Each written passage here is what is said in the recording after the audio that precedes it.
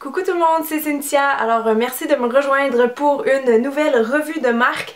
Donc c'est une marque que vous m'avez testée vraiment des millions de fois et je parle bien sûr de la marque NYX qui est une marque selon moi qui est vraiment à découvrir. Donc je peux vous dire tout de suite que j'aime quand même beaucoup la marque de façon générale, mais aujourd'hui je vais vous montrer c'est quoi selon moi les tops et les flops de cette marque là. Donc ce qui est le fun avec NYX, c'est que c'est des produits qui sont pas trop chers, ils sont vraiment abordables, je vous dirais à peu près 20$ et moins. C'est des beaux produits avec un packaging qui est tout le temps assez mignon, je vous dirais, et la qualité souvent est très bien pour le prix qu'on paie. Selon moi, la force de NYX, c'est plus pour les produits lèvres et un peu pour les yeux aussi, je vous dirais, mais pour moi, c'est vraiment les produits lèvres qui valent le plus la peine chez NYX. Donc juste avant que je vous donne mon avis sur les produits, je vais juste répondre à une question qu'on me demande vraiment souvent, qui est où est-ce qu'on trouve les produits NYX, parce que malheureusement, ils sont assez difficiles à trouver. Moi, la plupart du temps, je les achète en ligne, donc mon site préféré pour les acheter, c'est cherryculture.com, parce que là-dessus, vous avez vraiment plusieurs marques qui sont abordables dont NYX et ils font souvent des promotions, donc ça revient vraiment pas cher. La livraison, je pense que c'est à peu près une dizaine de dollars. Donc il y a ce site là, vous pouvez commander aussi directement de nyxcosmetics.com et il y a aussi d'autres sites comme par exemple si vous êtes en France, je sais que NYX vient d'ouvrir leur site français, donc vous pouvez commander directement là-dessus, mais il y a plein d'autres sites qui vendent des marques américaines comme coinmakeup.com, vous allez pouvoir les trouver là-dessus aussi entre autres. Sinon, il y a aussi quelques pharmacies au Québec qui les tiennent, mais ils tiennent pas toute la gamme, c'est vraiment rare. J'ai pas vu beaucoup de Jean Coutu ou de Uniprix qui les tenaient, mais ça existe. Et la bonne nouvelle, c'est qu'on vient d'avoir des Target qui ont ouvert au Québec. Vous allez les trouver chez Target aussi, donc voilà, j'espère que ça va vous aider et que vous allez pouvoir les trouver facilement. Donc je commence avec les produits pour les lèvres comme je l'ai dit tantôt. Le premier produit c'est tout simplement leur rouge à lèvres classique. Donc je l'ai dans la couleur 529 Thalia et je l'ai acheté parce que j'ai vu sur Pinterest qu'apparemment c'était la couleur nude ou neutre universelle. Donc j'étais très curieuse de voir ça et ça ressemble à ça. C'est une espèce de rose un peu mauve demi-ton. Donc malheureusement non, c'est pas un nude parce que je voudrais qu'il est plus foncé qu'un nude comme vous allez pouvoir voir, mais c'est plus un rouge à lèvres neutre dans le style qu'on pourrait porter à tous les jours. Malheureusement j'ai été un peu déçue par la couleur parce que j'ai pas trouvé qu'elle m'allait bien. Le mauve sort un peu grisâtre sur mes lèvres, donc définitivement je le recommanderais plus pour quelqu'un qui a la peau foncée, mais de là à dire que c'est un rouge à lèvres neutre universel, je suis pas d'accord. Donc il est très crémeux, presque même huileux je vous dirais, ça s'applique bien, ça glisse beaucoup sur les lèvres, donc moi je l'ai bien aimé. Seul petit bémol, ce serait la tenue qui est d'environ 2-3 heures dans mon cas avec cette couleur-ci. Ensuite, j'ai aussi testé les rouges à lèvres mat, toujours inspirés par Pinterest. Et celui-ci, c'est la couleur 11 Tea Rose, donc rose thé. Et c'est une espèce de rose mauve, je vous dirais.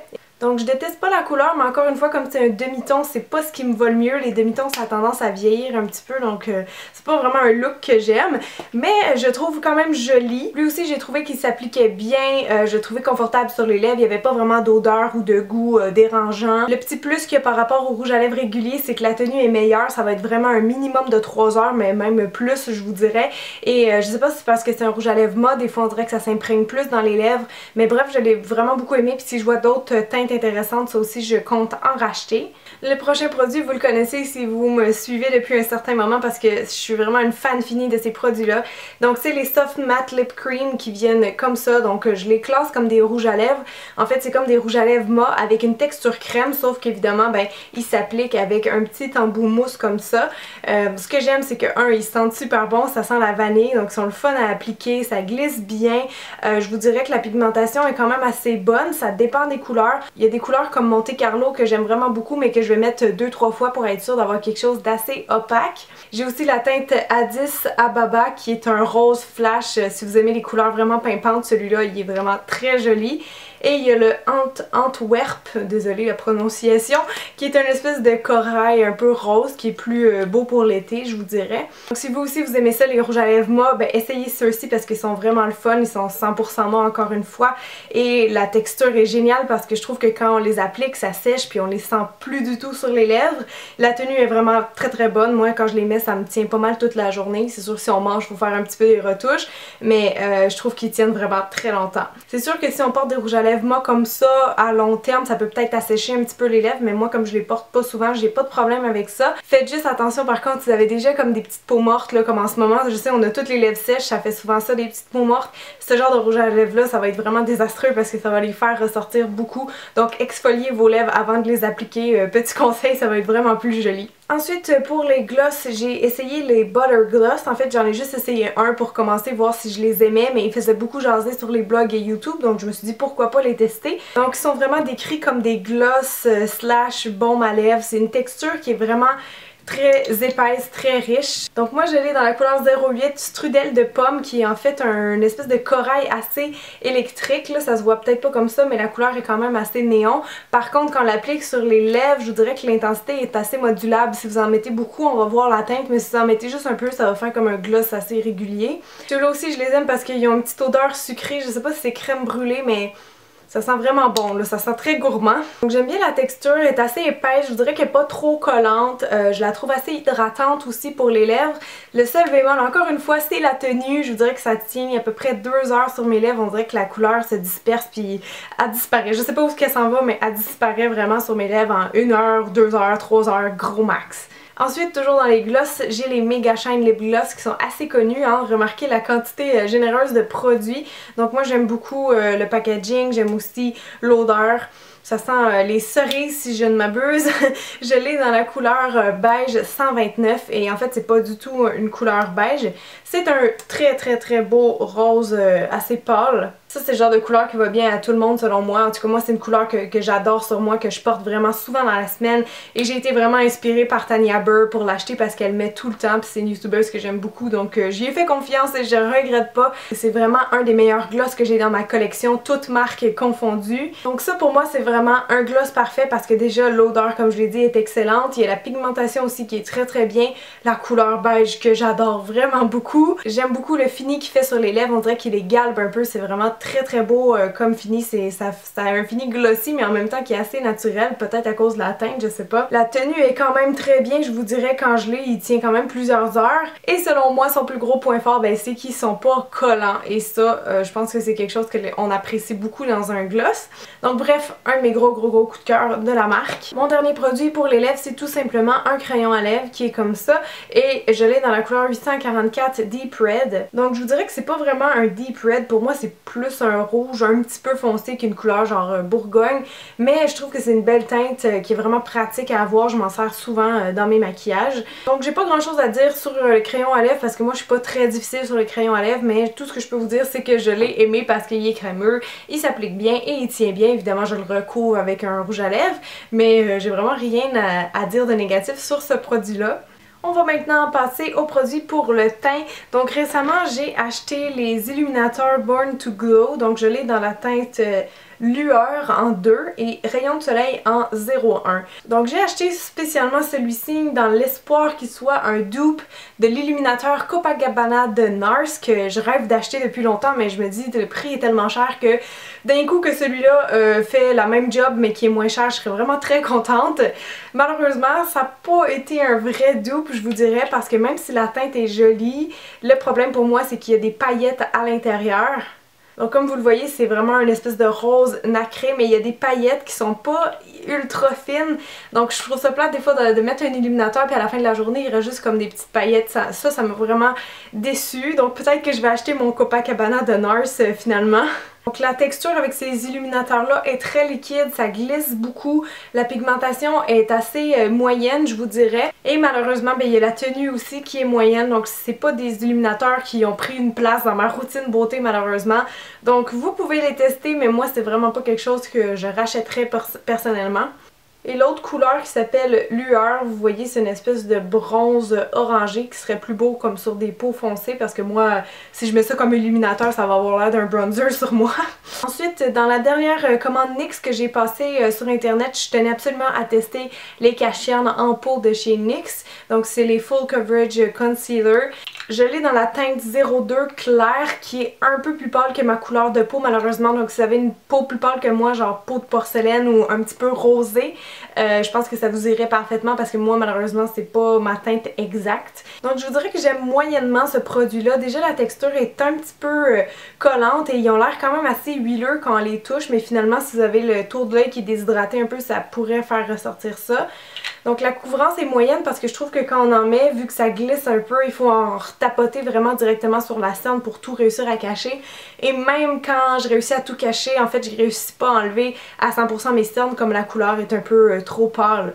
Donc ça c'est un cache-œil qu'il faut absolument poudrer parce que selon moi il n'y a pas une très bonne tenue, c'est son gros défaut. J'ai remarqué qu'il bougeait vraiment en dessous des yeux si on le poudrait pas et même si on le poudre, il n'y a pas une extrême tenue. Donc ça aussi c'est pas vraiment un produit qui m'a impressionnée. Je vais peut-être essayer de lui redonner des chances mais je sais pas à date, je préfère vraiment mes autres cache-œils en peau, soit les Ket, le Kiko, le Benefit, etc.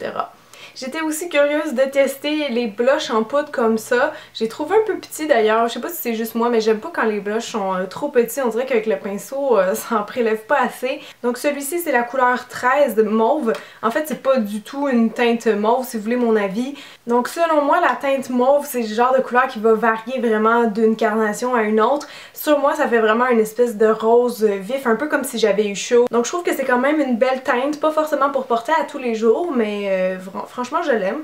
J'ai trouvé qu'il était moyennement facile à appliquer et c'est entre autres causé par le fait que la pigmentation est moyenne. Il a vraiment fallu que je repasse 3 fois avec mon pinceau, en remettre sur mes joues pour qu'on le voit. Donc je vous dirais que c'est plus ça son point faible niveau pigmentation et application parce que sinon la tenue est quand même très bien. Il tient pas toute la journée sur moi mais au moins un 4-5 heures facilement. Ensuite il y a un produit que j'ai depuis longtemps dans ma collection, c'est les Rouge Cream Blush. Donc moi je l'ai en couleur 02 Natural et c'est un très beau rose qui me fait un peu penser au Mega Shine Lip Gloss en beige.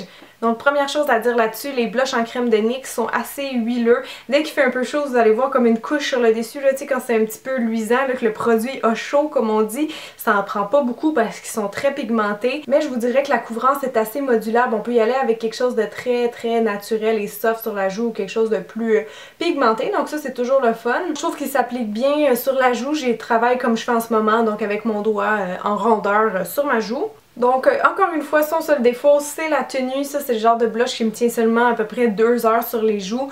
Si vous voulez le porter, moi je vous suggère d'en mettre un petit peu puis de mettre un fard à joues en poudre par dessus ou juste de la poudre libre pour vraiment le fixer parce que sinon c'est dommage, il tient pas longtemps. Je pense que je l'avais payé genre 3$ mais il tient pas, donc c'est plate.